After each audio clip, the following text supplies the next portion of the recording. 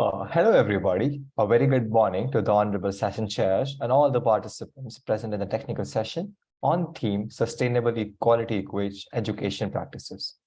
At the outset, we would like to thank our respected session chairs, Dr. Kanchan Patil and Dr. Faraz Ahmed, for making time from the busy schedules and being here with us to evaluate the academic submission by young participants and provide them with valuable feedback to enable them to refine their work further.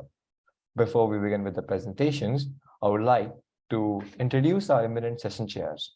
First, we have Dr. Kanchan Patil, Deputy Director, Professor at Symbiosis Center for Information Technology. Dr. Kanchan has 22 years of total experience in research and teaching. She has completed her PhD in management. Her specialized areas are Industry 4.0, Internet of Things, Management Information System, Technology Adoption and Implementation, Consumer Behavior, Brand Management, and Services Marketing. She has successfully completed and funded a minor research project of the Indian Council of Social Sciences Research. She has attended several international and national research conferences. She has published research papers in peer-reviewed journals. Thank you, ma'am. We welcome you aboard. Thank you. Thank you. Second, on a panel, we have Dr. Faraz Ahmed, currently working as Assistant Professor of Economics at Amity School of Economics, Amity University, Haryana, Gurgaon. Previously, he has worked at the Department of Economics, Aligarh Muslim University, India, and at Amity University, Rajasthan, Jaipur, India. He has also completed his postdoctorate in economics from the Indian Council of Social Science Research, ICSSR, Ministry of Human Resource Development, Government of India, New Delhi. He holds 7-year and ongoing experience with undergraduate and postgraduate students in the field of economics, commerce, and management. He had been conferred with PhD in economics in the year 2015 from the Department of Economics, Aligarh Muslim University, Aligarh. He also completed and received his master's degree in economics in the year 2008 from Aligarh Muslim University. He has published around 11 papers in UGC care-listed referred journals, and he is currently serving as an editorial board member and reviewer of many international listed peer-reviewed journals. Thank you, sir. We welcome you aboard as well. Thank you. Thank you so much, Bhuvan. Now, I would like to brief all the participants about the time allocation. For every paper presentation, you will be given a total of 10 minutes with a warning notification on 8th minute and a final 10-minute call within the next 2 minutes. After the completion of the presentation, 3 minutes would be allotted to the session chairs for a quick question and answer session. So now that we are briefed for the rules, let's commence what we have gathered for. Now, I would like to call upon the first participating group, Ms. Shreya Verghese and Mr. Srikumar D. Menon, with the title of the paper, Women Entrepreneurship Through Self-Help Groups, a study with special reference to the Sustainable Livelihood Schemes.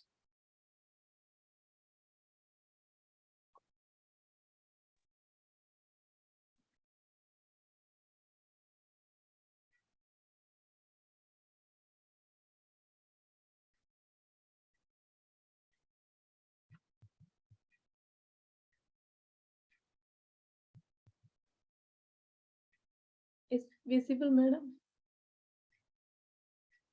Good morning, ma'am. Good morning, panel. Yes, good morning, Ms. Priya. Is my screen slide visible? Yes, yes. Go ahead. Okay. My topic for study is women entrepreneurship through self-help groups, a study with special reference to sustainable livelihood schemes. Just a minute, Ms. Priya Verghese, because I would like to give a brief basically way how you should proceed. So I would, because the time limited is short, so you have almost all the participants have been allotted 10 minutes. So we would request you to be specific, because we have gone through your papers in detail.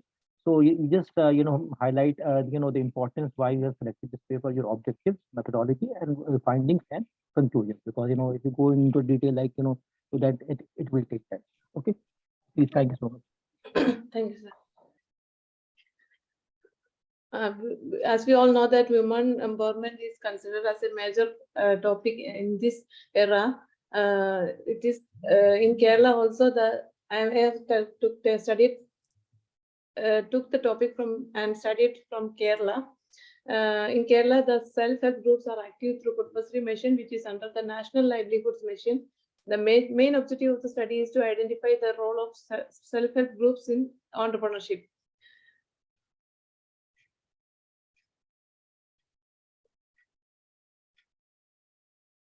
The problem definition was self-help groups are a concept that would be proving to be an effective instrument for the empowerment of women.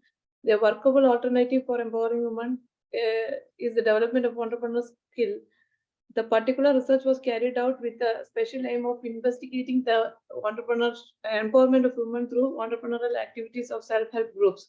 The objective of the study was to research how SHGs help in participating in the entrepreneurial activities, and also how it helps in the empowerment of women. To identify the factors that influence the women empowerment. The factors include economic, the social factors, socio-economic factors, the livelihood, entrepreneur empowerment, the technological empowerment, overall, how the variables and categories helps in the overall empowerment of women. And also the objective of the study was to highlight the empowerment level of women through SHGs. The methodology was both primary and secondary data were considered for studying. The primary data was collected through questionnaires and through convenience sampling. The current study was carried out in central region of Kerala, especially in two districts, Kottayam and Pathanamthitta. The whole membership of each self-help group was chosen for the study. 183 data were collected as this was a direct questionnaire, and some questionnaires were not fully filled.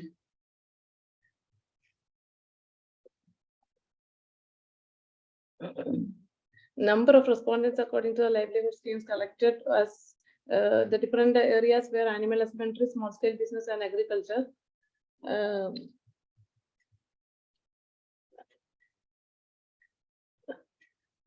The level of empowerment of members in self-help groups, the variables were social empowerment, economic empowerment, entrepreneurial empowerment, technological empowerment, and mean weighted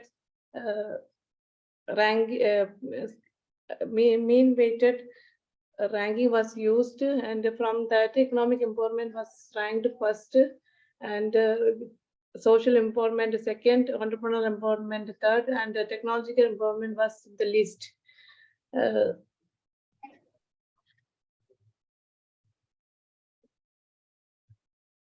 And to find out the relationship of overall empowerment with independent variables, the various factors were considered were socioeconomic factors, relation between the various factors were considered, and socio-economic, psychological, communication, and entrepreneur factors were considered. The relationship, how it helps in the empowerment of women. Correlation analysis between independent variable and dependent variable, empowerment and the variables under the study. All this has positive correlation, and the significance level was above 5%. The conclusion was the business entrepreneurs, self-help groups have been successful in empowering rural women. The income, spending, and saving behaviors of rural women have increased. SHGs have a significant impact on rural women's social and economic life. According to the study, there have been a rise in the social recognition of oneself in the family position, leadership skill, and also participation in intra-family and business decision making. Women are less technologically literate than males. They must adopt labor saving, drudgery, reducing income generating, and productivity based boosting technology. Due to the participating in SHG business and other activities, rural women are more self-confidence, self-reliance, and independence. All these are what was found as the conclusion of the study. Thank you, sir.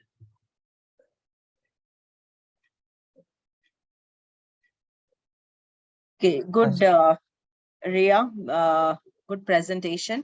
You're pursuing PhD on the same topic? Women empowerment on national livelihoods. Okay, okay. So you have done, I think, factor analysis. Did you ask the opinions and you did you do factor analysis to identify the factors? No. How did you identify the factors for the empowerment? Which are the important factors? Because you mentioned that your economic empowerment is more important than the social empowerment. So how did you identify those factors? Economic finance is the main factor which the women lack, and to get the recognition in the family, finance is the main factor.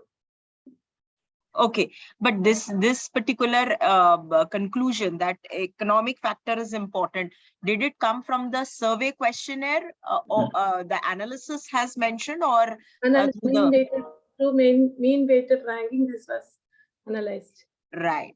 So your survey has indicated, right? Yes, so madam. is it corroborating with the previous literature? Yes, What madam. is the previous literature mentioning? Is economic importance empowerment important, or social empowerment? Because specifically when it comes to a developing country like India, social also will have a lot of significance. Don't you feel so? Yes, madam. So due to the lack of social empowerment from the early period, many women have not involved in the decision making of the families. Right. To come in front, but more than that, if the women are financially stable, they will get more importance for the social empowerment also. Okay, sir, please go ahead. Yes, yes, many congratulations, Ms. Ria. Okay, you have done a good presentation. So I think ma'am have basically, rightly pointed out, whatever the question. And I would basically request all the participants, because, ma'am is a senior professor, and, whatever, ma'am and other basically panelists, they are pointing. So it is, you should take a note, and obviously, that will help you in improving your work and, your research and your further papers. So ma'am, no further questions from my side. Both, please proceed. All the best. Thank you. Thank you. Thank you so much, Raya, for this amazing presentation and this insightful knowledge. Now, I would like to call upon the second participating group, Vinod Sharma and Dr. Rohit Kushwaha, with the title of their paper, Sustainable Entrepreneurship, Creating Value and Sustainability.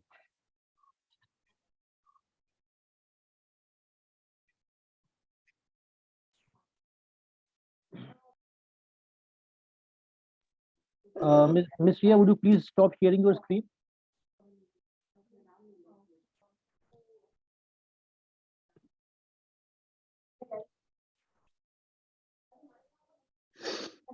She has not stopped sharing her screen.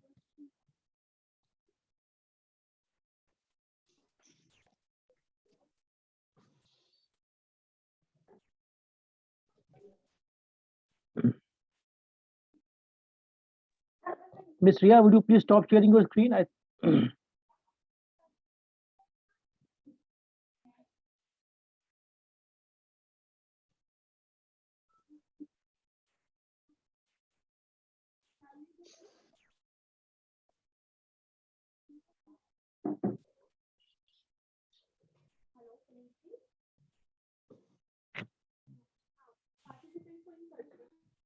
Hi, good morning, everyone. Should I share my screen, sir? Yes, sir, please go ahead.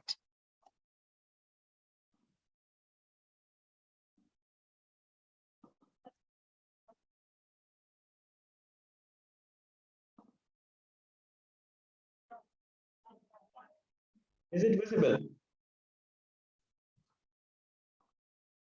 Not yet, sir.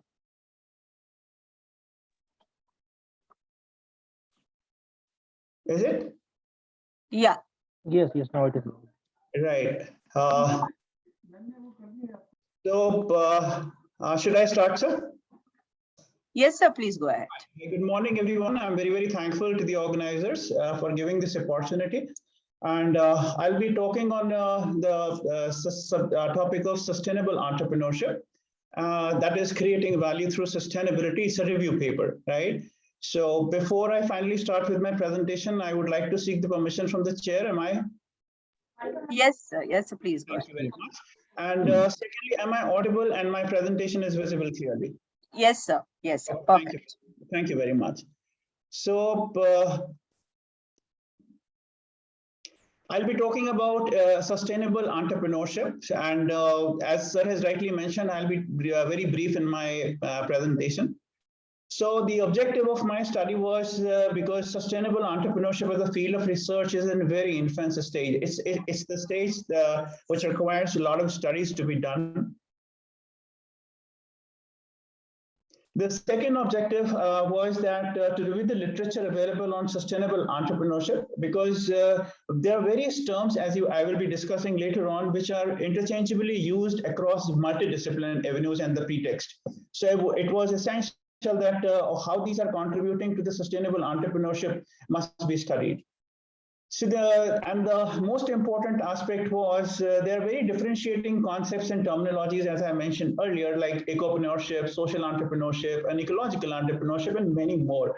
So how these are related with the sustainable entrepreneurship? Are they related or they are not related? Are they contributing to the sustainable entrepreneurship or they are not? So for that purpose, I've reviewed the literature. So normally in scientific community, research community, if you look into it, whenever they talk about sustainability, they refer to the Brundtland Commission report, which was published in 1987, which talks about a development can be sustainable if it meets the needs of present without compromising the future. So if I've gone through the report and if I summarize it, it's talk about equitable distribution and utilization of resources. Now, the sustainability idea, which was discussed in the Brundtland report, talks about the fairness or justice between generation and different generations, because it talks about the future, it talks about the present as well as it talks about the future. So it is very, very difficult to formalize the idea and put it across. So at that point of time, the concept of triple bottom line was introduced, and it was in the gradual process of literature, which I was reviewing, given by John Elkington in his book Cannibals with Fork, that is triple bottom line of 21st century. It's an interesting concept which talks about environment, social aspect, environmental aspect, and the economical aspect. So the triple bottom line talks about, in other words, we normally talk about triple bottom line as triple P, which talks about the social equity, we're talking about people, we are talking about economic prosperity, we're talking about profit, and environmental integrity. If you're talking about, then we are also taking into consideration the environment and the planet where we are. So the concept of triple bottom line, if you look into it, it is basically a concept that measures the performance of organization on the basis of these three aspects. That is, what is the social contribution and how you are economically contributing, and what is the environmental contribution of the organization. This was the time when we were at this point of time, the literature suddenly shifts to talk about the corporate social responsibility was slightly blended or confused or interchangeably used with the sustainable aspect of the organization. So it was mentioned as a greenwashing facade, where that was only all the models that were evolving at that point of time. They were talking in terms of compliance merely on the paperwork. So they were mainly focused on, like say, for instance, environmental audit were conducted where you are just putting into the audit format where you are sharing your information that you are an environmentally compliant and socially responsible business.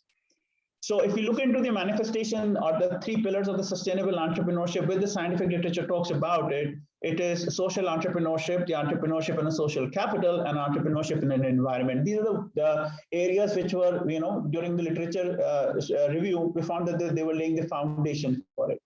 So I'll be talking about social entrepreneurship. It takes care into the consideration of social values in terms of shared values. Now, when I talk about the shared values are discussed as, talking about the societal values as well as the business values when you combine together. So they are here you are those entrepreneurs who are focusing on the social aspects. They are mainly concerned with bringing about a social change with the available resources. And they are not concerned about the economical aspect. They may be or they may not be, that is the profit. So it's a very interesting thing which came across when I was reviewing the literature, that social entrepreneurship is following the Schumpeter's thoughts on entrepreneurship of creative destruction. It's a very interesting concept which talks about, through the innovations, you can find out the market inefficiencies and you can, disrupt the market, and you can come out with a new product and the services for which can create social wealth and social well-being for the society. Then I have to talk about another aspect which was quite popularly visible across the literature, that was ecopreneurship, which was talking about creating green values and green products and a green service with the long-term commitment for running the organizations on the values which are eco-friendly. And so these were the various, I'm not going in detail of it, but you can read it from the slide if you want. So these ecopreneurship as well as the social entrepreneurship which I have spoken, they may not be involving the financial aspect. So these were the one who are talking in terms of environment. So if social entrepreneurship was talking about or mainly focusing on the social or societal change, ecopreneurship was mainly talking in terms of bringing out, creatively disrupting the fundamental or way of doing business, which is very, very environmental friendly for the sustainable development. Ecopreneurship word was, as I have mentioned in my objective, that there were differentiating concepts and terminologies which were used across the literature, interrelatedly and sometimes overlappingly. So I would have mentioned those words as eco-entrepreneurship, environmental entrepreneurship, environpreneurship, green entrepreneurship, green business, and many more. These were the mainly which were cited across the literature. So this brings me to discuss about the commonality to finally see that how these ecopreneurship and social entrepreneurship are contributing to the pretext of the sustainable entrepreneurship. So they both, if you look at, as we have discussed, either ecopreneurship or social entrepreneurship, they're primarily concerned with solving either of a problem. Like ecopreneurship is solving an environmental problem, then social entrepreneurs are focused on solving the social problem. But both were combining value across people, planet, and profit. That is a 3P. That's the one common factor across these two types of entrepreneurship. This brings me to the sustainable entrepreneurship, which was the main topic. The sustainable entrepreneurship is an entrepreneurial behavior of an entrepreneur which incorporates and which takes into consideration the environmental factor, social factor, along with the triple bottom line. That is people, planet, people, profit, and the planet. Sustainable entrepreneurship is also based on the concept of Schumpeter's, given by Schumpeter, that is a creative destruction. So just taking the diagram from Blends and Minder to show that, how the ecological and social opportunities are being considered for creating a sustainable entrepreneur or an enterprise. So these are some important definitions which I have come across when I was reviewing the literature. I have given more thrust on the serious thrust on the literature review because this lays the foundation of building on how the sustainable entrepreneurship is evolving in times to come. So it is, as I have talked about it earlier also, the shared value is sustainable entrepreneurship is also based on what you call it as a shared value, where you are talking in terms of integrating social as well as the business value for, long-term creating value. And sustainable entrepreneurship is based not on creating how you are creating shareholders' value. They're primarily concerned with how they're going to create value for the society, which in turn helps in creating value for the business also. These were the definitions given by the Porter and Kramer.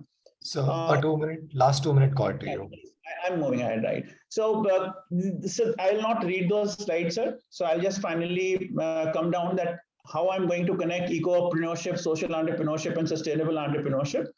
So if I look at ecopreneurship or social entrepreneurship, they were driven by a single core factor, and that may not be financially driven.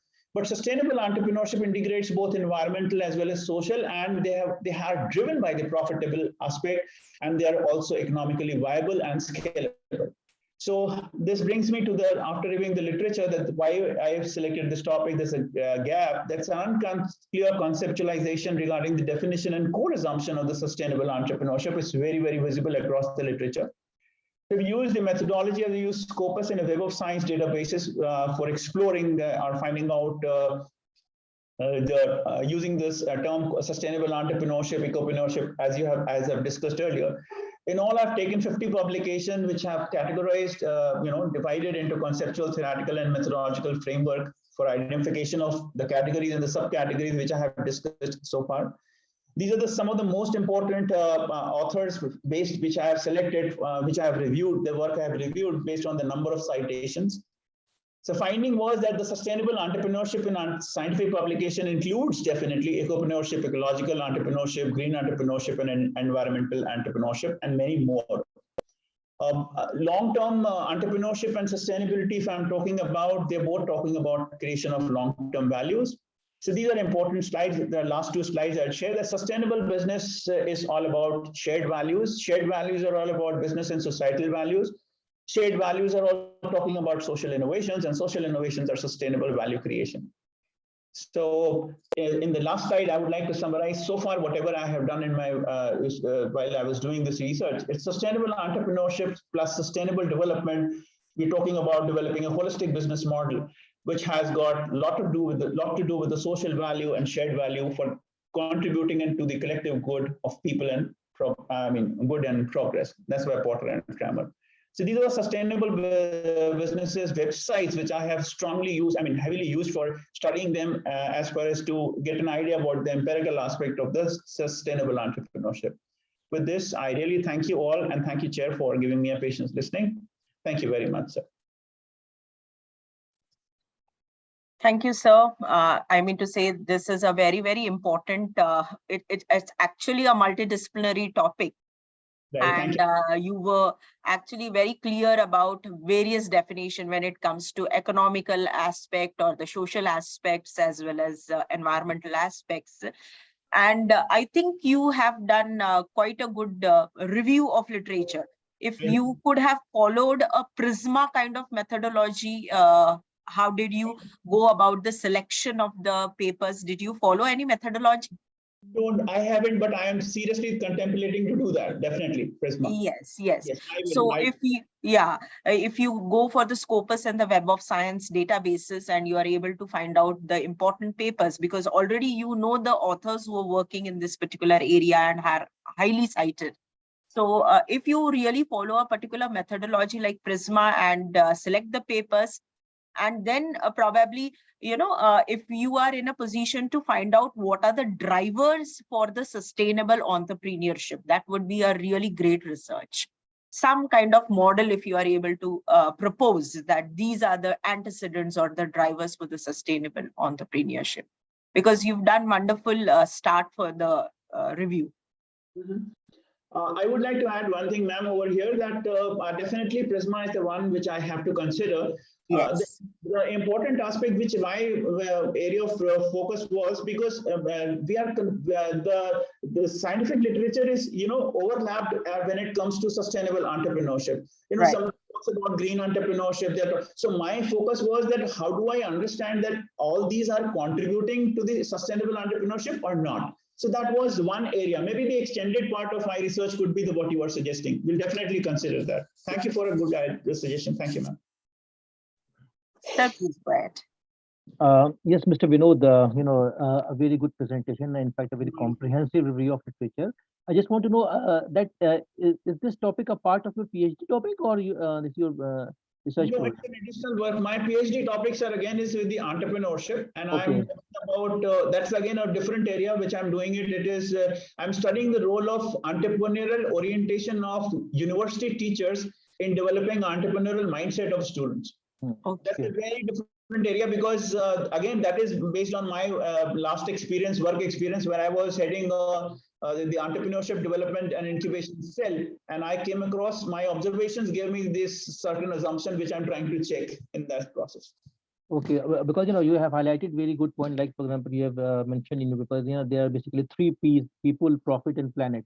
So right. Actually, the challenge is now that most of the companies and organization, they are mainly concerned with profit, and they are basically ignoring people and planet. And that is the main challenge, because you see many corporates, especially especially those factories who are basically involved. They are the one who are basically harming the planet and the environment. Because let me give you an example, especially because I belong to the state of UP. In UP, especially in the Kanpur region, we have, leather factory. When they basically process leather, they basically, discharge that untreated toxic, chemical, filled water where, within the river. And that is basically, creating hazard, especially for the people who are, living in the nearby. So this is basically a great challenge that you have highlighted, that, people, profit and planet, it is a real challenge to go for the sustainable entrepreneur. Thank you so much, Mr. You Vinod. mentioned greenwashing facade, if I'm not mistaken. आपने ध्यान दिया होता. I would mention about that कि जो आप कह रहे हैं, we are only talking about compliance, paper compliance. I mean, as I'm a CA also, so I do green audits also. So these audits are basically, compliance in terms of papers. Anyways, thank you. Thank you. Thank you so much, sir. Thank you. Now, calling upon the third duo of participants, Ankita S. Pandey and Nishi, with their paper title, Creating a Better Alternative Use of Zero Waste Pattern, Making Techniques for Sustainable Garment Production.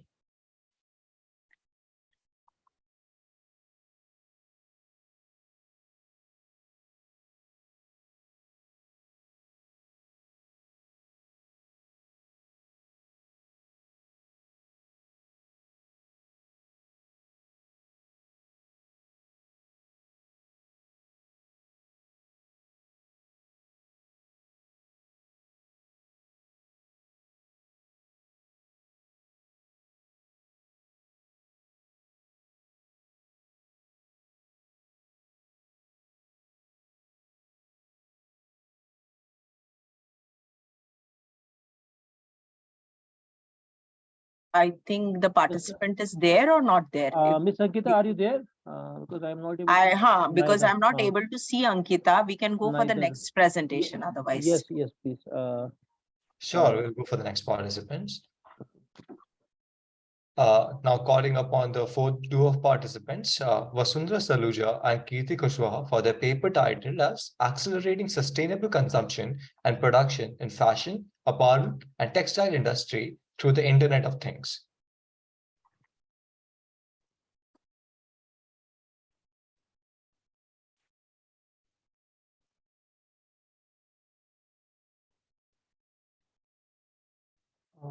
Miss Vasundhara and or Miss Kirti, are you there?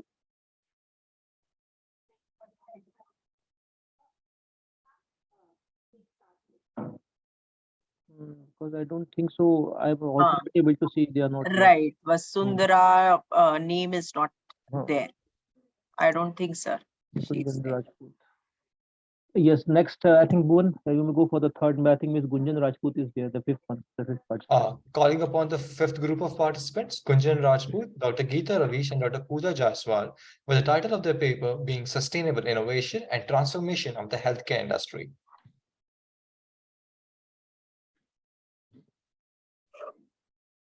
Good morning, everyone. Am I audible? Yes, please. Yeah, go ahead.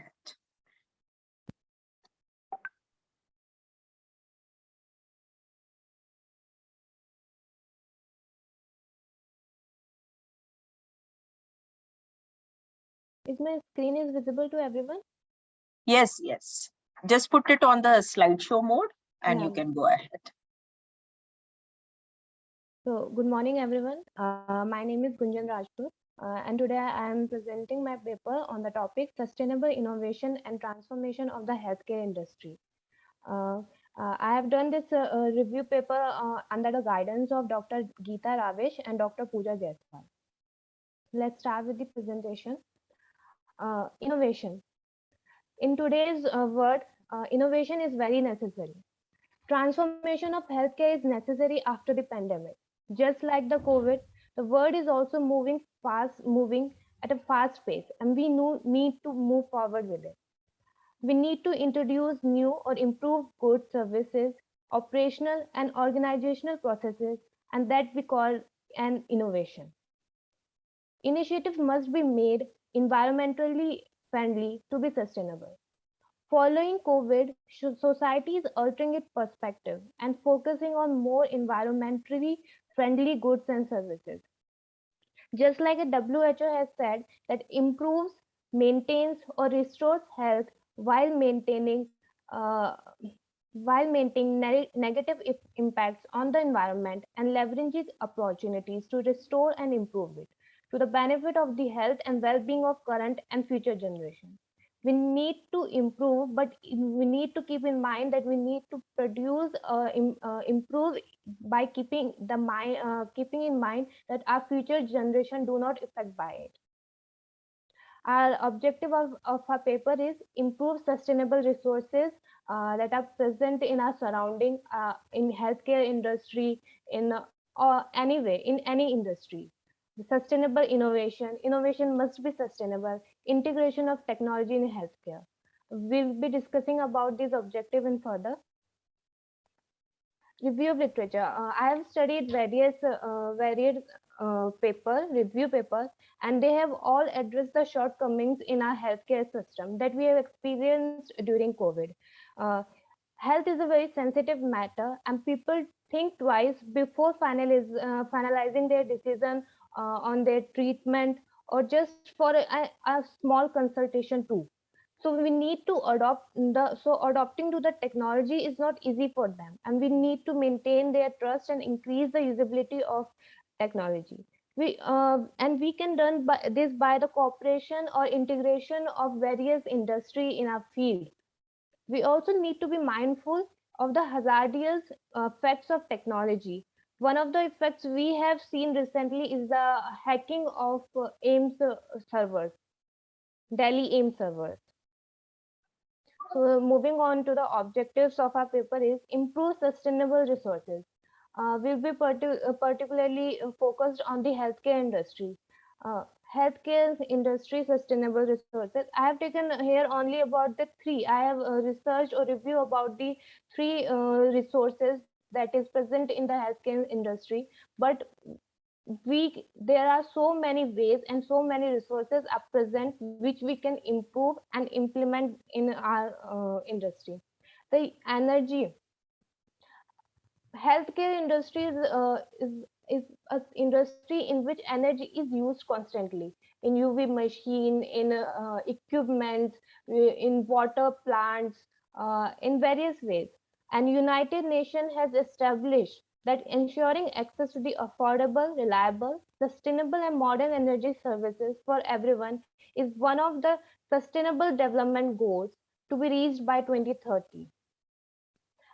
For the water, we can use the net zero water strategy so that water availability is present all the time in hospital. Uh, if for 10 minutes too, if water availability is not present, it will be very hazardous for the hospital or healthcare of or people, community. For chemicals, we already know that COVID had destroyed, or we can say affected the environment. Pollution by chemicals very negatively.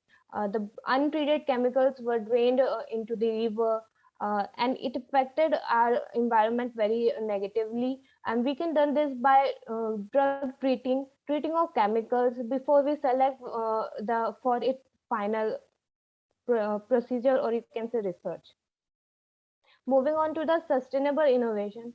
uh, Innovation is good, innovation is necessary, but innovation must be sustainable so that it does not affect our future generation.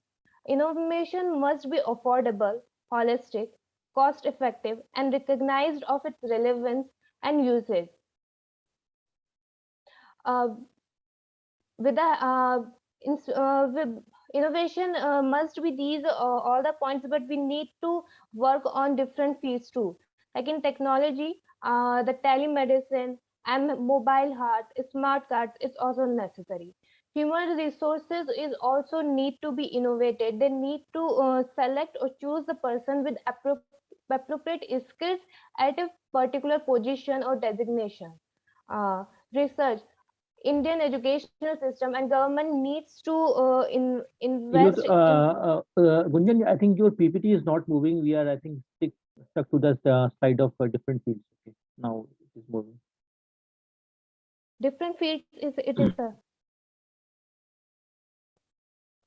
sir, I'm on different field slides. Okay, Is it okay. yeah. So research Indian educational sectors and government needs to provide funds so that we can innovate. we can innovate and implement these strategies, or you can say in our policies and health system to improve it. Integration of technology in healthcare is very necessary, and it's the main focus of the world right now. The technology is at peak in healthcare too because of the COVID. One of the technology is 3D technology. I have 3D technology, which uses digital models to create physical devices out of material like plastic. It may have its negative effects, and it will have its negative effects. In long term, it may affect our world very negatively, but we need to keep it in mind of those hazardous effects and work on it. 3D printing has helped us in COVID very enormously, as the medical devices, PP kit, gloves has been produced in a matter of second, or you can say minutes. Personalized medicine is at peak right now. After COVID, the people are more attentive towards their immunity. They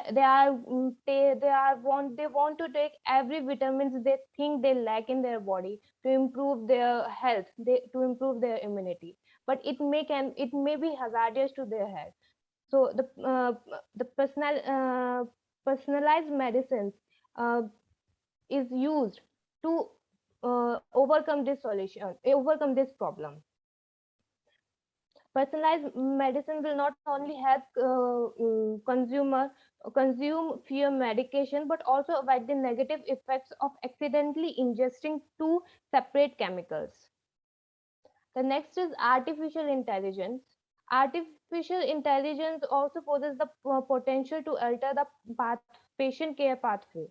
We and some of the example we have seen of artificial intelligence during pandemic is just CT scans, supercomputer in China, Kaggle, the larger machine learning and data science community launched. Sorry to interrupt, Ms. Gunjan, you have 2 minutes remaining. Okay. The third invention is the Encora.ia. It's a web-based AI tool to match patients with the relevant clinical trials. Some of the sustainable transformation in healthcare, which we have seen, is I'll be giving just 2 examples here, and because of the time, I'll be just moving forward. The 2 examples here is artificial intelligence based technologies to make preventive lung cancer scanning, and the second is the next generation respiratory inhaler to treat asthma and COPD.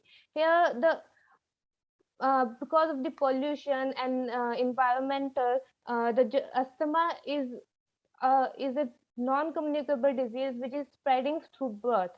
So the next generation respiratory inhaler is a very, very important innovation we have seen during this time.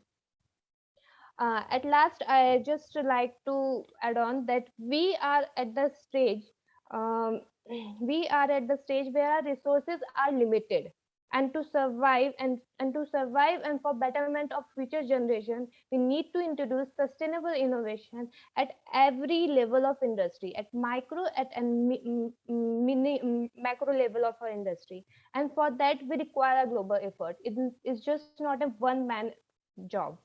The collaboration of different industries to forge a secure, quality, integrated health system is aim of building a sustainable healthcare industry. By the collaboration of different industries, we can achieve the sustainable health system. Thank you so much. And these are the references from where I've studied the review paper. Thank you so much. Okay, Gunjan, good effort. Since you have talked about healthcare industry, a very, very important topic when it comes to developing country like India. And you will appreciate that there is a lot of digital transformation when it comes to healthcare industry. And especially when it comes to India, we have very limited medical practitioners, we have very limited paramedical staff. And I suppose technology transformation is essential for the medical support or to the medical staff itself. Okay, so jahan par doctor khud nahi ja sakta hai, probably telemedicine could help, right? So I think the focus of the study should have been more about how technology could improvise the healthcare sector rather than just talking about the sustainability aspect. And I feel when you talk about sustainability also in healthcare industry, what I want to do is I want to give medical care to everyone, not only to the affluent class, but even to the lower class also, right? So remote rural areas also are expecting expert advice, expert medical advice, not only because you and I can afford medical advice, मैं अच्छे से hospital में जा रही हूँ, that shouldn't happen. And because of technology, what can happen is these medical services can reach, and there could be an inclusiveness, there could be equity when we are talking about the medical health care. Okay, so you could talk about the sustainable development goal, which is specifically talking about medical health care for everyone, for inclusiveness, right? Rather than just talking about the environmental health hazards, right? Okay, ma'am, I will keep it. Yes, yes, Gunjan, I totally agree with ma'am, because technology, I also feel, has a very big role to play. Big role. Yeah, in coming times, especially in the healthcare sector, because if you see, they have been especially in there are many Indian startups who have been working on this technology, so that they may identify basically a disease in the advanced no, not in the advanced Yeah. in the initial stages, so that that could be avoided. Especially there are many startups that have been working on on the cancer detection device, that it can detect cancer, especially on on diabetes. And the second part which ma'am has highlighted, that especially when we talk about inclusiveness, especially in the rural sector, there also technology has a big role to play. Like for example, ma'am, I would like to share one study we have done in the rural part of Palwar, Haryana, where the importance of M health. Why the ASHA workers, I and along with all of our senior professors, we have done a survey on that. So there also technology playing a very important role, especially when a woman is getting pregnant, and with the help of technology, time to time, they are sending updates that you need to get this medicine, and then after delivery they are getting updates. So this technology has a big role to play, and it's a good attempt, and definitely you are working. You are an MBA student or a scholar? Yes, sir. MBA student, Okay, great. healthcare, hospital and healthcare. Yeah. So Okay. definitely, you have just started your learning process, so definitely you will improve with the passage of. Thank you so much, Gunjan. Thank you so much, sir. Okay, all the best. Thank you, ma'am. Thank you so much, Ms. Gunjan. We move on to the next duo of participants, that are Vasundhara Salua and Vibha Kapoor, with their research title, A Research on Repositioning Khadi as Sustainable Fashion Textile.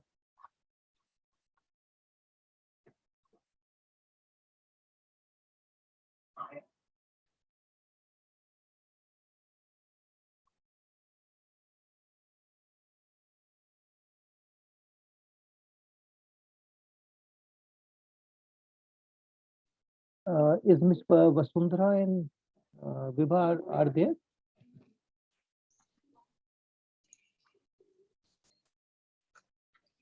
Ms. Vasundhara is there in the meeting, sir.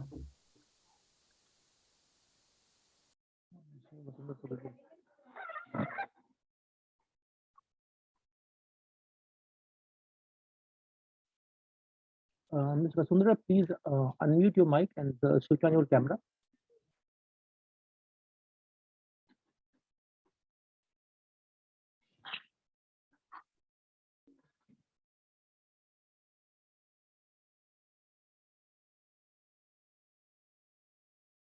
Yeah, Miss Vasundhara is there.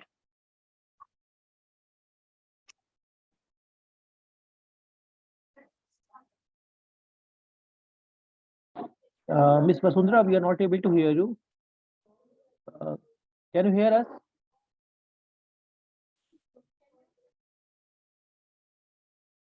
Or we can go to the next presentation, sir, so that Yeah, please. by that time she can be ready. Yeah. Mr. Boone, please ask the next participant. All right, sir. The 7 group of participants is Rupa Devi Ji and Subha Chandra with the title of their research, Impact of Organizational Commitment and Work Engagement on the Sustainability of Teachers.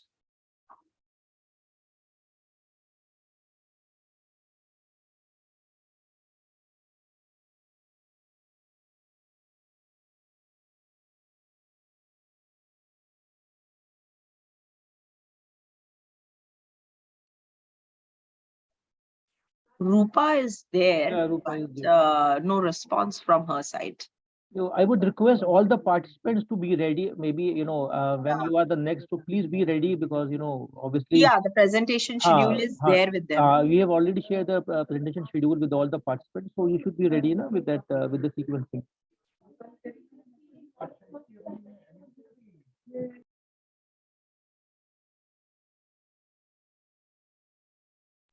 So Miss Surbhi Jain is there. Okay. Miss Surbhi Jain.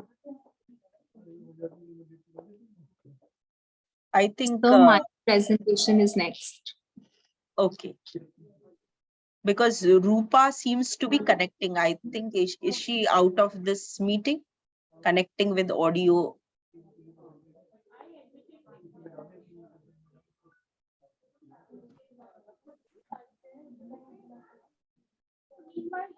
So can I call upon the next participants and then we can continue in the later? Yeah, please. Yeah, that will be better. Surbhi is ready, so I think we can go ahead with Surbhi. Yeah. Yes, please. So the 8 group of participants are Surbhi Jain and Mamta Mahapatra with the title of their research as Byju's Education for All, creating one of the world's most valued educational technology companies from India. Ma'am, can you see my presentation? Can you see my slides? Not yet. Just I've already. Yeah, go ahead. Okay. So good morning, everyone. I am Surbhi Jain, pursuing my PhD in psychology from Amity, Noida, under the guidance of Dr. Mamta Mahapatra. So the title of my research paper is Byju's Education for All, creating one of the most valued educational technological companies from India. Okay, so as we all know, Byju's is an Indian multinational educational technological company headquartered in Bangalore, Karnataka, India. It was founded in 2011 by Byju Ravichandran and Divya Gokulnath. As of March 2022, Byju's is valued at $22 billion and the company claims to have over 115 million registered students. So this paper discusses the critical elements of Byju's flagship social impact initiative, Education for All, that has impacted children all across the nation by making tech-driven education accessible, equitable, and possible for all. So let's discuss the introduction part. So the COVID-19 has caused seminaries each across the world to close. Over 1.2 billion youth are out of academy worldwide. As a result, education has experienced significant metamorphosis with the rise of e-learning, in which instruction is done ever and via digital platforms. With the abrupt shift down from the classroom in numerous corridors of the world, some are wondering if online literacy would continue post-pandemic and how such a shift might affect the global education. Numerous online literacy platforms similar as Byju's, Unacademy, and others are now offering free access to their services in response to high demand. Byju's, a Bangalore-grounded educational technology and online training company that was formed in 2011 and is presently the world's most precious edtech enterprise. And it was especially delicate for kiddies from remote areas. Now coming on to the review of literature. So Adnan Majid in 2015 in his paper explains the mobile learning transforms the entire educational scenario and it has a lot of business and educational applications. Students increasingly use smartphones, tablets, iPads, PDAs, online educational apps to improve productivity in their studies. Mobile learning apps can be extremely useful in higher educational environment. Anne-Marie Casanuvo in 2018 in her paper elucidates that Byju's app wants to revolutionize the way millions of students think and learn effectively. The app ensures that it cultivates a generation of learners who have a curious present in them to learn more, dream more, and become more. Now coming to the problem definition. So to understand and analyze the online teaching app Byju's on online studies during COVID-19 period and to study the effectiveness of Byju's Education for all, especially for kiddies from remote areas. Now let's come to the methodology part. So the data collection is, as we all know, one of the utmost steps of research. Hence, in the present research, the data collection methods are both by bibliotheca and field. In bibliotheca data collection method, the investigation of research literature and other studies is done in libraries and referring to books and articles. And the field data is yet to be collected via interview with kids from remote areas. Moving on to the result and discussion part. So due to COVID, students from rural areas have faced too many obstacles for attending online lectures, like internet connectivity. Students, those who have online lectures in the morning, used to attend lectures at the roof of the house in such a hot sun. Because of the ground floor, there is no connectivity or range. Although not every village and town in India is infrastructurally developed to sustain online education, it is motivating to see many rural schools and colleges adopting completely to e-learning during these times. People who are living in urban homes have better internet connection. However, students living in remote areas are not able to access the classes, which makes it unfair towards them. Coming to the conclusion part. So as per the responses and overall research, it concludes that there was a great impact of e-learning platforms on teachers and students during pandemic only and only from urban areas. And Byju's should innovate more attractive content for students and should also conduct activities to be performed at home like crafts and drawings, which attracts them towards the lecture, as prolonged exposure to the screens for 4 to 5 hours with headphones, as it is not an ideal scenario for them, and it is extremely stressful and leads to increase in anxiety, and it is also affecting children's eyes, which parents worry about their health. Thank you.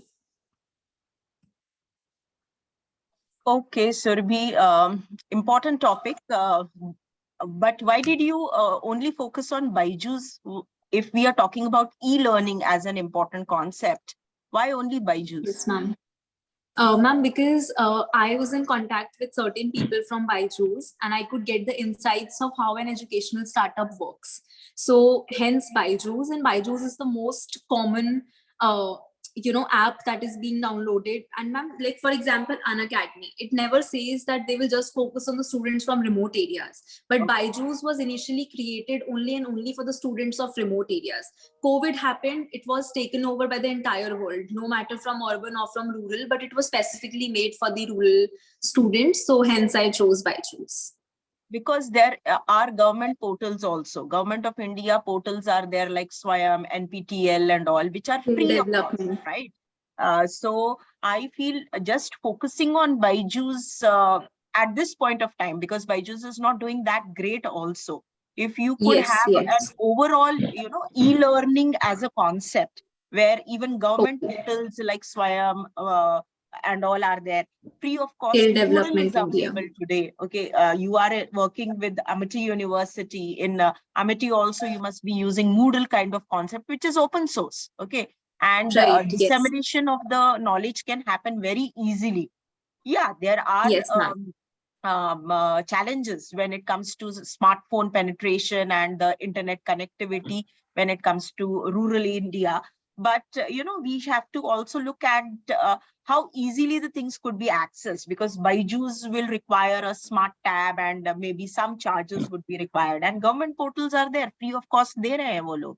And अच्छे courses hai, right from technical course to the management course to the school level, Khan Academy and all these things are there. Okay, so don't only focus on Byju's. That's what I feel. Of course, your guide will be deciding. Yes, ma'am. No, ma'am. She also said me the same thing. Don't specify it to Byju's, ma'am. But by that time, I had written most of the paper. So I said, ma'am, let me go with this. Actually, my PhD is also on the academicians of EdTech startups. So I am studying that in detail. I'm studying about the workplace incivility and job burnout. Because what about the job burnout of academicians? Why is it only the job burnout being talked about of the corporate people? So even my guide said the same thing. I keep this in mind. And huge burnout for the academicians right now. Huge burnout for the academicians. A lot of pressure on the academicians when it comes to accreditations, NAC and research. Taking away all our weekends. हम कुछ enjoy नहीं कर पाते हैं. Right. Yes, ma'am. Yes, ma'am. Okay. Sure. All the best to it. Thank you so much, ma'am. Thank you. Yes, Surbhi, just a few observations. I was, basically when you started this topic, I was very much excited because this is basically an, upcoming topic. But as ma'am said, you have just limited yourself on Byju's, because this is a very upcoming I would say industry and topic, and also it has very challenges. Like what I feel, the biggest challenge now Byju and other companies are facing, like for example, with other startups like Physics Wala, because if you see Hmm. like Physics Wala now they are also going on the offline. Yeah. So the earlier the package that was giving, say for example, Baiju, which they were giving for around 40,000 for maybe engineering and other things. Hmm. Physics Wala has provided the same package for the 7,000, and as a result, these big giants in edtech, they have to face a lot of problems. And you recently see that Baiju has done a layoff of around 2,500 Yes. employees. Yes. So this Yes. is a very big challenge for big companies like Baiju's and an academy, from their competitors like Physics Wala and other things. So this is a very Yes, interesting sir. topic. So I would rightly said, as what Mom said, I would like to add. So don't restrict yourself to only Baidu. So you To have buy juice. Okay. you have to make your options open, and you have to do some kind of a comparative study maybe with some other startups also. Okay. Yes, Okay. sir. Yes, sir. Sure. Sure. Good. Okay. Thank you so Thanks. much for valuable feedback, and thank you to Amity Business School Gurugram for giving us this opportunity. Thank you. Thank you, Survi. Thank you so much, Sobi, for this insightful session of yours. Now, we'd like to call upon the ninth participant, Dr. Simran Kaur, with the title of the research as Impact of Organizational Justice on Firms' Sustainability, a moderated mediation of equity sensitivity and organizational citizenship behavior.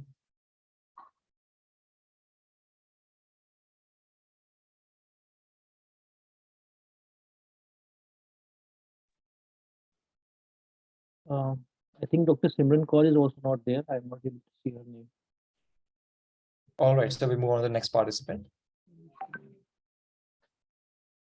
Now calling upon the 10th group of participants, Manish Kumar and Monica Arora, and the title being Design Supply Chain Agility Model for Indian Automobile Manufacturing Industry. Hi, actually that just I'm getting some kind of technical glitches. Okay, that can I join that after 5 minutes? Sure, sir. Sure. The IT support for is the here. inconvenience. Mr. Mubin, are you there? What exactly technical glitch you are facing, Mr. Yeah, actually that I had joined through the mobile. Okay, that I'm Oh, just no, able no, to no, join because through that, laptop. because when you are going to present, obviously, Yeah, definitely, sir, you definitely. should Actually, you should because join from the laptop, I'm because on mobile, not maybe. actually, so the thing is basically that I'm in the organization. Okay, I'm the plant basically, and that plant team does not allow the Zoom network. Okay, Okay, so okay, that just take your time. Then after 5 minutes, you can sure, join sure, from sure, sure. the Done, laptop. no issue that, no issue that. Sir. Thank you. Then So should right. we move on to the next?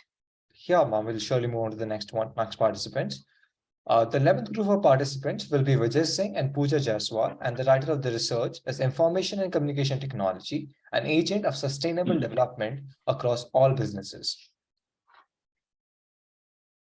Good morning, ladies and gentlemen. My name is Major Vijay, and am I audible, ma'am? Yeah, go ahead. Okay, ma'am. I'll just straight away move to my presentation now.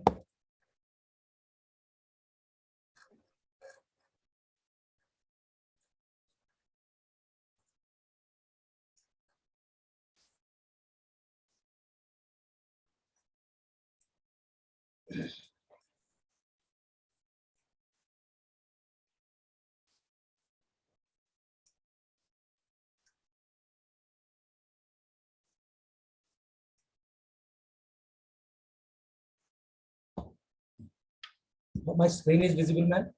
Yes, yes.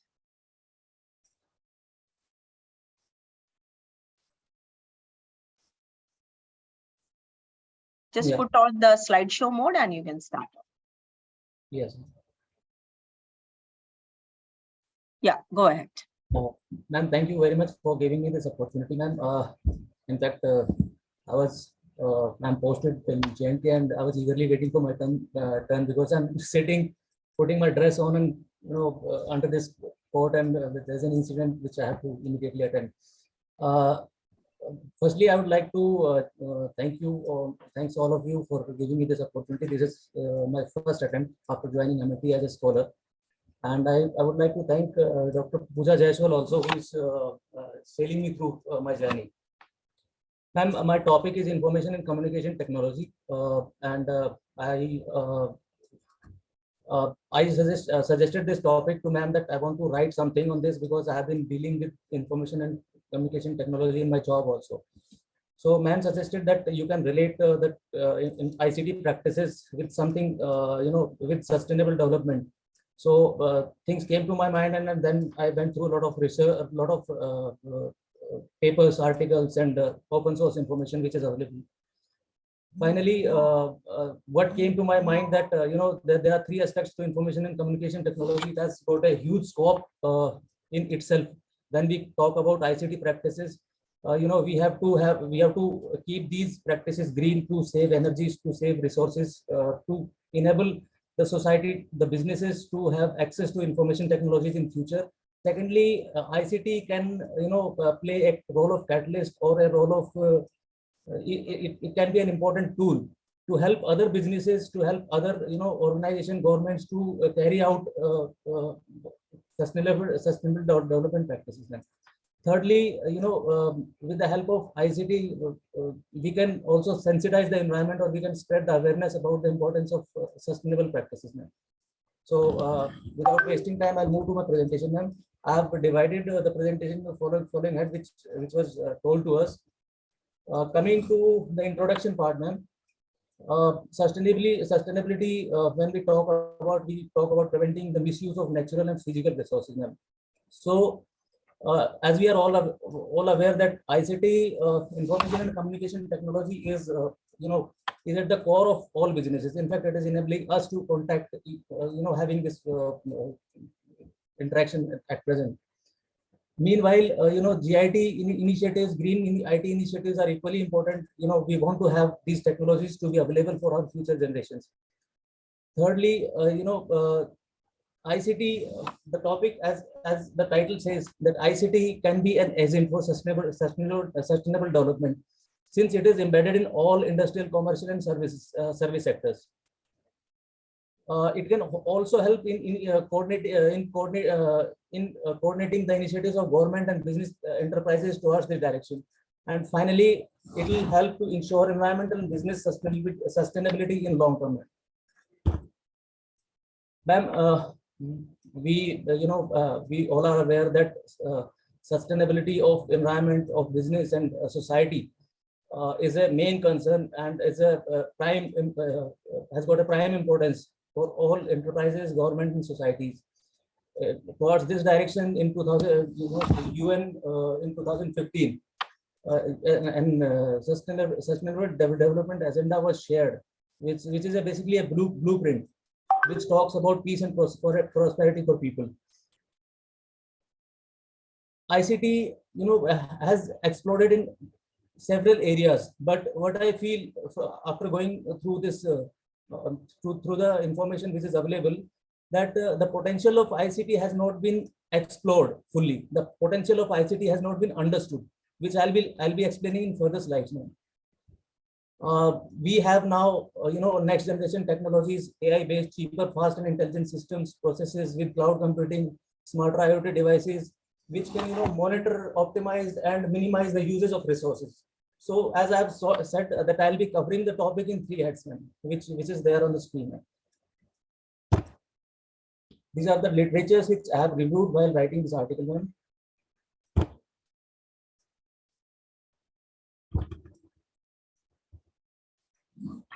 Coming to the problem statement, as we are all aware that our prime concern is about the availability of the resources in future, and meanwhile, identifying the potential enablers to achieve the organizational goal which are there on the screen, ma'am. And I feel after going this the information which is available, ma'am, that there is a need to emphasize on information and communication technology as an enabler to achieve the sustainable development goals. And we have to have a future course of action so that we can harness the potential of information and communication technology. So this article is basically conceptual in nature, completely based on the information which is available on open source ma'am. While writing this article, I have gone through the theses which are available and the research papers, survey reports, and yearly reports on government websites and the websites of the organizations.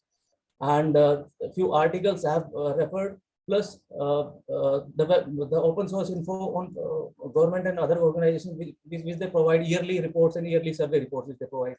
Finally, I try to summarize all the data and put it into a statistical form and infer something out of it, which I'll be giving my own insights from the paper in the conclusion.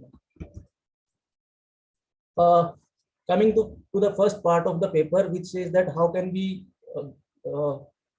keep the IT practices green.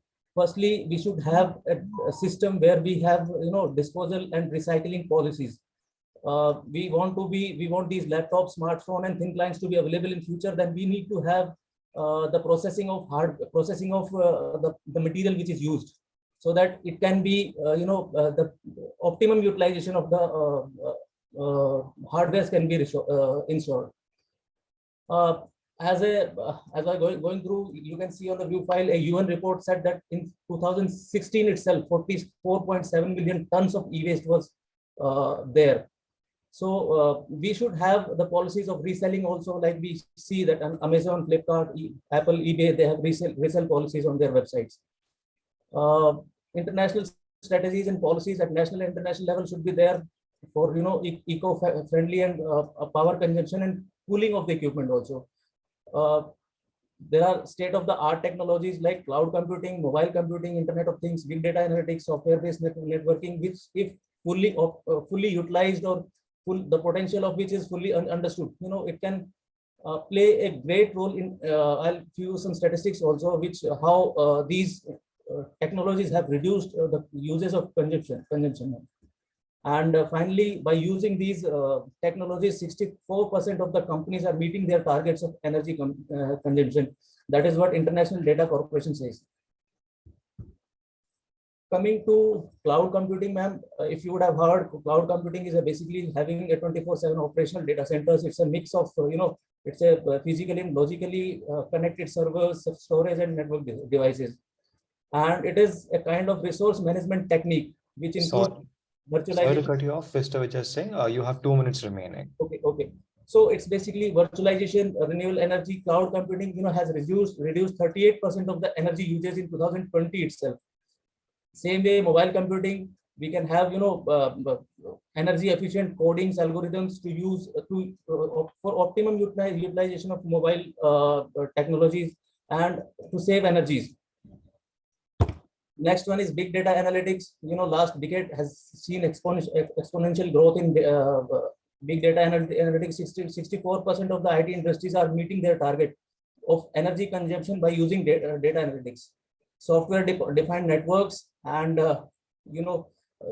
green networking are two areas where there's huge scope for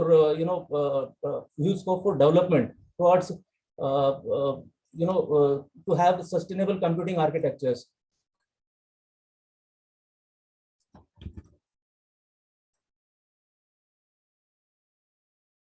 And these are the areas when we say that how I was covering that how we having green IT practices can reduce the consumption. Now, while ICT can also be used as a catalyst or a tool, to have in other sectors to have sustainable business practices. As one of the participants already covered e-education, in education, how she was talking about Byju's. Byju's is a simple example of using ICT, information and communication technology. It has a huge scope of we can connect all the schools, colleges, governing bodies and e-resources. The online platform, ma'am has referred that MIT is providing platforms for online training, online coaching. So same way, one of the scholar covered the use of ICT in healthcare sector also. So these are the areas where ICT is can still be fully utilized, and it can give unimaginable results.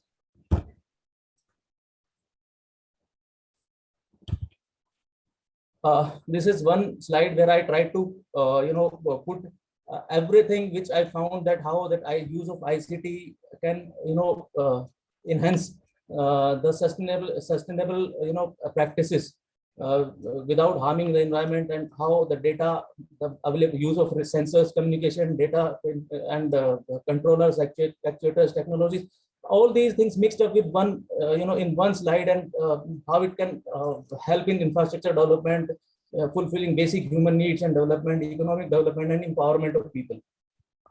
Mr. Vijay, you're actually out of time now. I'll just take 2 minutes, ma'am. So and finally, as I was talking about that, last day before yesterday, I was attending a conference on Russia-Ukraine war. The way information technology had changed, thus had shaped the war. You would have heard that the presence of Russia on social media has minimized, or you can say it has been reduced by the influence of social media in the Western countries. So same technologies can be utilized to sensitize the environment, to aware the people. That is what is most important for sustainable development. To whatever we want to achieve, whatever we plan, whatever we strategize, until unless people are sensitized, organizations are aware, policies and regulations are followed, these goals will not be achieved. So through the use of ICT, I feel that these sustainable development goals given by United Nations can be achieved, and people can be made more aware about these things. Finally, from the article, study, thesis which I have gone through, I thought I'll have my own concepts, that these 3 approaches should be adopted by businesses, by individuals, by the governments, to carry out their plans towards sustainable development, towards achieving their organization goals, and to have a sustainable society. So basically, these are tactical incremental approach, strategic approach, and then deep green approach. So first step is tactical incremental approach, then they should have a strategical approach, and then they should go deep, towards balance, to have balance and checks and balances. These are the references, ma'am, which I have already shared in literature review, ma'am. Okay. Thank you. I have finished, ma'am. Okay. First of all, I would like to appreciate the presentation style was very good. The PPT, the slideshow which you have made is very nice. However, when it comes to a treatment of this particular research or treatment of the research problem, I feel these are my point of view. Of course, your guide is there. What I feel is, when we talk about sustainable development, there are 3 important aspects which you should be focusing upon: environmental aspect, social aspect, as well as governance aspect. Okay. A lot of things in your research, you have spoken about how ICT could help in the environmental aspect. Okay. ICT may all the technologies, right from artificial intelligence to machine learning to Internet of Things to cloud, everything will come, and all these technologies are complementing each other. ऐसा नहीं हो सकता है कि केवल IoT या AI काम कर रहा है. All the technologies complementing each other. You have spoken that how environmental benefits could be there. But I feel that even the social dimension you can consider. Okay. Social dimensions in the sense how it is bringing social sustainability. For example, today, because of augmented reality and virtual reality, the workers' training is become very, very easy. Worker safety has enhanced. Okay, gone are those days when training करने के लिए मुझे coal mine में actually लोगों को भेजना पड़ता था. Because of the augmented reality, coal mine में जाने की जरूरत ही नहीं है, उसका training बाहर ही हो सकता है. Okay. So when it comes to social sustainability, training कैसे दिया जा सकता है, work environment कैसे save किया जा सकता है, policies कैसे बनाई जा सकती है for rewards and recognition. Okay, so this comes under the social dimension, and governance aspect is totally missing in your research. Governance is very, very important today when we talk about businesses. So ethics, governance, sustainability standards, GRI reporting, ये बहुत ही important हो गया है. अगर I am not adhering to any standards like ISO or GRI reporting, मेरे साथ कोई भी stakeholder मुझे business नहीं कर देगा. और ये बात समझ में.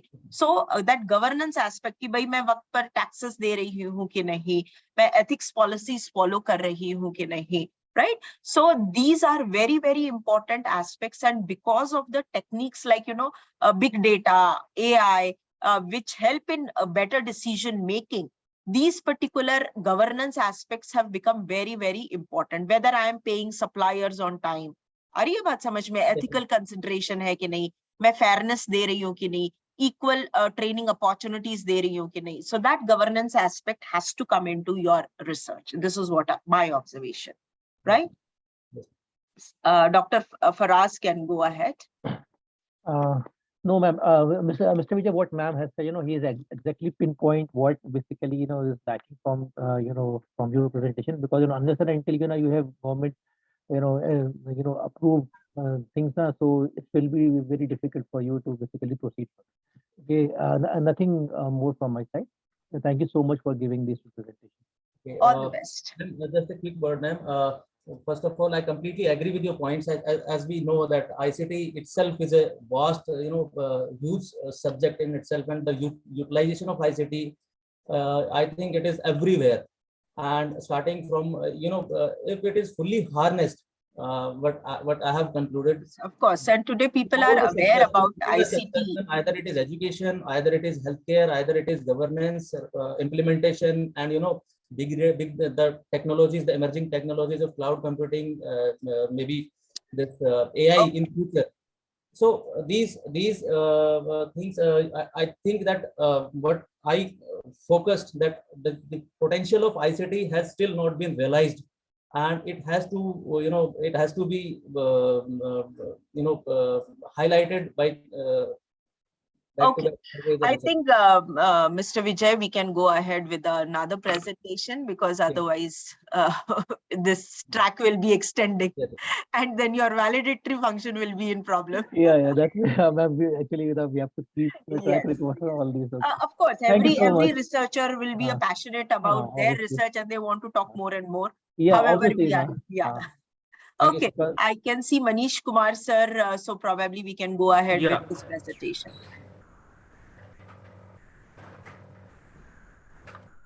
All right, so moving on to the presentation by Manish Kumar and Monica Arora, and title being Design Supply Chain Agility Model for Indian Automobile Manufacturing Industry.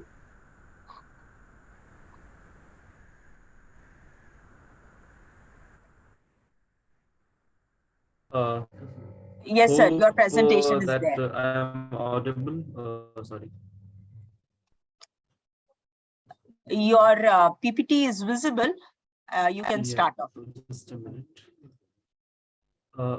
Ma'am, I'm audible? Yeah, sir. Okay. I'm audible or not? Yes, Hello? sir, you are. I'm audible? Yes, Mr. Manish, you are audible. I think you are not able to hear us. Can you hear us? Oh, okay. Thank you. Think, Thank you. maybe Thank some you. network Thank issue you at your very end, much. because Yeah. your voice is dropping. Yeah, definitely. Just I'm hearing you. I'm hearing you. Yes, please start the presentation. Yeah, I'm hearing you. I'm hearing you. I don't have any issue. That can I start? Yes, sir, please. Hello. Yes, sir. Yeah, thank you. Thank you. Yeah, dear respected jury member and delegates, good morning. Welcome to my presentation. First of all, okay, ma'am. Thank you. Dear respected jury member and delegates, Mr. Manish, good morning. just sorry Welcome to intervene, Mr. Manish. First of all, let me thank you for giving me the opportunity. Let me start by saying a few words about myself. That I am Manish Kumar. Yeah. Hello. Yes, just please listen to 1 minute. I think there is some network issue or bandwidth problem. So I would request you to please switch off your camera so that your voice doesn't break. Okay. Hello. Mr. Manish, I am saying I think maybe some network issue at your end, so I would request you to switch off your camera thank you, and focus on the audio, okay? Because there is a your voice is breaking down, okay? That I have switched off my camera. Okay, Please, and now, hope I am audible now. yes, you are audible. Please Yeah. share your slide and start. Yeah. Thank you.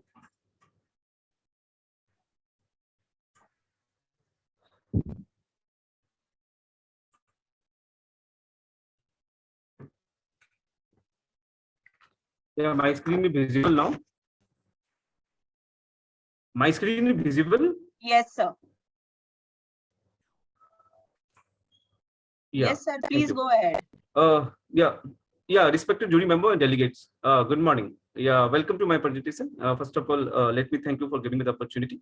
Let me start by saying a few words about myself. That I am Anish Kumar. That I am a section in the supply chain function of world largest two-wheeler manufacturing company is the Hero MotoCorp Limited, and takes care of the supply chain function of one of the largest manufacturing plant located in Haridwar, Uttarakhand. And as I'm in front of you for the research presentation under the theme of sustainable management, where that my research topic is basically design a supply chain agility model for Indian automobile manufacturing industry.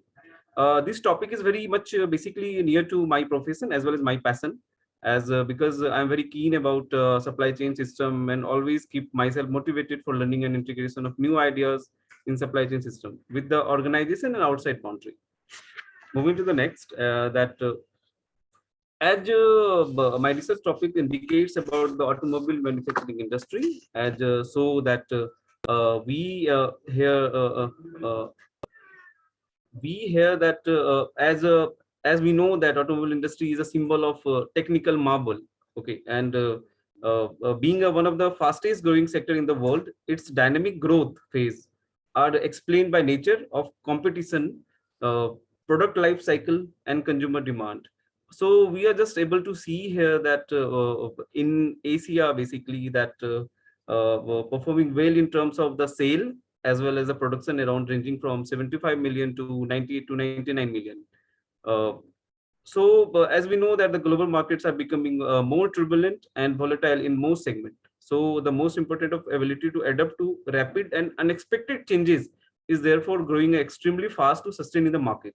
So in the recent example, we know that actually just like foreign companies such as Kia Motors, Volkswagen have adapted themselves to cater a large Indian middle class population by dropping their traditional structure and design. This has allowed them to compete directly with the domestic firm like Maruti, Hyundai, etc., and making their sector highly competitive. So if I talk about the Hero MotoCorp, in 2022, Hero MotoCorp has tied with the Harley Davidson for manufacturing of 350cc and to 850cc vehicles, in which Harley Davidson is more competent and Hero MotoCorp is taking leverage to gain a market share with the technology advancement. So such example really gives an insight and thought of change requirement to sustain in a competitive market. So moving into the next context, basically, what is basically Indian automobile industry? So then knowing some facts about the Indian automobile manufacturing industry, that Indian automobile manufacturing industry is the fourth largest, basically is the fourth largest in the world, with an annual turnover of around 100 million and employ about 32 million people. Overall in 2000, if I'll say that overall in financial year 2021-22, we have produced about 22.93 million and sold 21.38 million vehicle. The two-wheeler industry in India is the largest in the world, if we say that. Overall, global sales of two-wheeler in 2022 is about 56.5 million, in which India's contribution is about 14.8 million. India is the largest in tractor manufacture and the 8th largest commercial vehicle manufacturer in the world. So still we understand that there is a long way to go. India becomes a leader in the manufacturing arena. So India is a hub for low cost and high quality products. So moving into the next of my context of Indian automobile industry, that if I'll say that some facts about Indian automobile industry, that Indian automobile industry is including a component market. Component manufacturing is expected to reach at about 16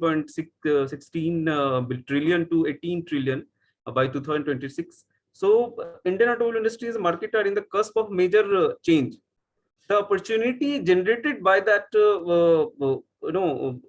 disruption ahead can change the competitive game for the other players willing to stay beyond their traditional roles and engage with the customer in that new arena. So my thought is basically, although there is a still long way, India can just become a leader in that manufacturing arena, and automotive sectors are embracing this opportunity to leverage India as a hub for low cost, high quality products. So moving into the now, just I want to move into the supply chain system, how that supply chain system are working the overall ecosystem. If I'll say that supply chain system is basically a scenario where the Indian automobile manufacturing industry and upcoming challenges with the industry is facing cannot ignore in the future action. The importance of ability to adapt to a rapid and unexpected change is therefore growing extremely fast. So as this condition become the new normal now, due to the reduced product life cycle, increased demand for the customized product and services, reduced visibility of demand, and constant change. So introduction of SCM is important while we deal with the rapid and unexpected changes. So SCM is basically an umbrella term where we covers product development, sourcing of product, logistics, and many more. So when we understand in a growing global market, it can be difficult to achieve a success. So an optimized end-to-end connect supply chain can only drive a company forwards in the competitive ecosystem. So the main one question arises, why supply chain is so important? As we know that manufacturer and retailer depend on the supply chain managers to design network that meets the customer services goals at least total cost. We know the efficient supply chain enables the firms to more competitive in the marketplace. So where we stand, it's important now for a firm ability to respond to a competitive challenge and to sustain its competitive advantage is a key element for success in a today's global marketplace. So where I feel that agility in a system plays an important role in current change situation. So after knowing all the facts that agility is now a demand for a business. So global market are becoming more volatile and more turbulent in the most industries. Adapting supply chain agility drives organization ability to profitability manufacturers and deliver a broad range of high quality products and services in a short lead time and varying volumes while providing enhanced value to a customer. So one of the well thought by Mr. Sarafi and Jahang, which is given a thought in around 1999 in the year 1999, where that he says that supply chain agility is defined as the ability to cope up with the unexpected changes, unexpected challenges to survive unprecedented threats. Sorry to interrupt. We can come to your research problem directly. Yeah, definitely, Come to your The research question. Yeah, this is basically a review of literature. Yeah, because agility, we know what is supply chain management, that also. Yeah. Okay, so I think this research problem. Yeah, this is basically, ma'am, this is a research gap. Okay, and this is the research problem. So you have 2 minutes remaining. Yes. Yeah, where that, ma'am, where just I was going through a different, research topics by other researchers, but that I found some kind of gaps. The gaps was, that I've reviewed about 150 papers, where that I found one or two that I've shown it here.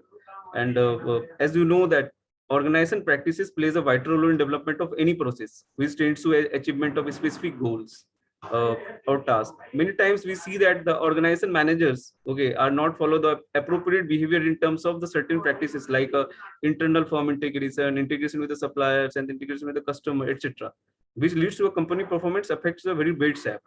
Therefore, that organization practices and proper integration of firm can achieve a specific task and improve agility in the process, which I've shown in a first as a first problem. Okay, as a second problem here is that basically if I'll say that there is an improvement. There we have to improve a visibility. That is important to establish a coordination among internal and external function, so that visibility capabilities could be improved. So basis that of all the factors that I want to develop, kind of framework, so that Indian automobile industry can go and adopt that procedure, can be get benefited in the supply chain system. So these are my objectives: to explore the parameters affecting the agility of supply chain in the automobile sector, to measure the impact of these parameters and contributors, which indicator is more important than another in prioritize of the index affecting the automobile industry supply chain agility, and to design a framework for the assessment of supply chain agility in context of the Indian automobile industry. This is my objective. These are some of hypotheses that I have put it to basis that my objective. I put some kind of hypothesis there, and this is where that I will work H1, H2, H3, H4. This will be my model, where that this will be the framework where that 5 parameters will get it studied: organizational practices, supply chain visibility, manufacturing strategies, and logistics planning and distribution. Where that organization practices will go with the integration with the supplier, and supply chain visibility will go with the collaboration, planning, forecasting, and replacement, and that will again go with the effective customer response. This will be my overall model. That will be my research methodology. Nature of study will be like qualitative and the quantitative methodology both. Source of data will be like previous research papers, like ResearchGate, ScienceDirect, and Academia, etc. That I will go with a total sample of 150 numbers of where that some kind of president, vice president, senior managers, and other executive will participate, and 10 OEM automobile company, manufacturing company that I have targeted within India. So this is all about the research methodology that I will adopt. The significance of the research will be like to measure the effective effects of organizational practices on supply chain agility in the automobile industry, to measure the effect of visibility in enhancing the agility of supply chain, to propose a model for assessment of supply chain agility in context of Indian automobile industry.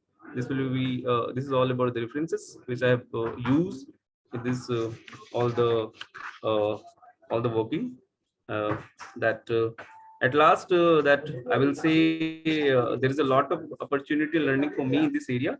As a supply chain manager, I can integrate my own research in my company through which society and organization will get it benefited. Yeah, that. Thank you for your attention. Seeking your valuable guidance, please. Yeah. Since you come as a practitioner, I mean to say you are having a better experience and the first-hand experience, and wonderful framework you have come up with. Since you have a qualitative as well as quantitative methodology you want to follow in your research, I would also recommend that you can find out various underpinning theories which are talking about, supply chain agility. Okay, there are various theory of constraint or resource-based view theories. So there could be a number of theories, and on the basis of these theories, like technology, organization, environment, this is another theory. On the basis of this theory, also underpinning theories, you can follow an positivist approach of the research, and you can come up with wonderful frameworks. Okay, definitely. And definitely.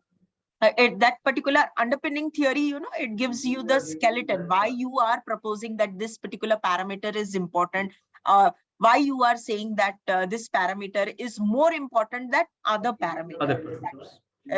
So it's like having some science behind your research. So if you are able to incorporate those underpinning theories, it will be wonderful. Definitely, ma'am. Sure, ma'am. Sure, will definitely will incorporate. Yes, Mr. Manish, you have chosen a good topic, and since you are basically working there, so you know basically the challenges that is there. Yeah. You understand basically the better, how to basically overcome those challenges and how to basically work with these challenges. So definitely. No more further comments from my side. So I wish you all the best. Thank you. Yeah, thank you, ma'am. Thank you very much, ma'am, and thank you, sir, for your valuable insight. All the best. Thank you very much. Now, I would like to call upon the 12th group of participants. I would like to call the 12th group of participants, which is Nazia Sayed, Ethelene Kenny, and Daniel Wheatley, and the title of the research is Women, Remote, and Hybrid Working in COVID-19.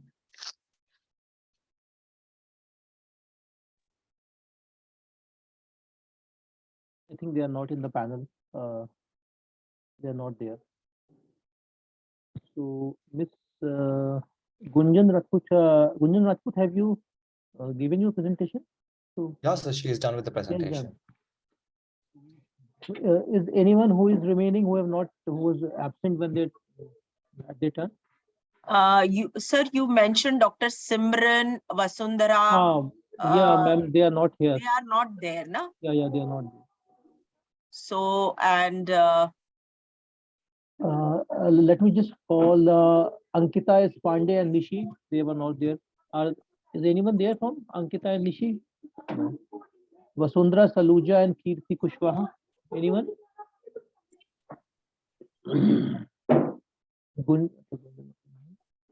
Vasundhara Saluja and Vibha Kapoor, Rupa Devi and Shubha Chandra. No one is there. And Nazia Sayyed is also not there. Sarvesh. So is anyone who is there who has not given the presentation?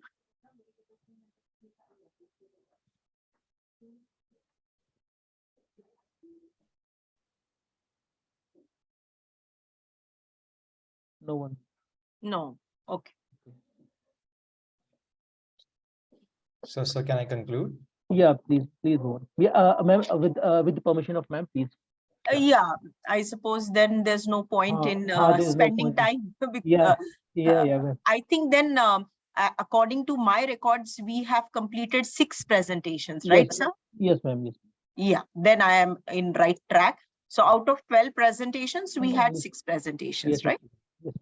Okay, then it's good. Yes, Mr. Bhuvan, please. All right, sure. Give me a second.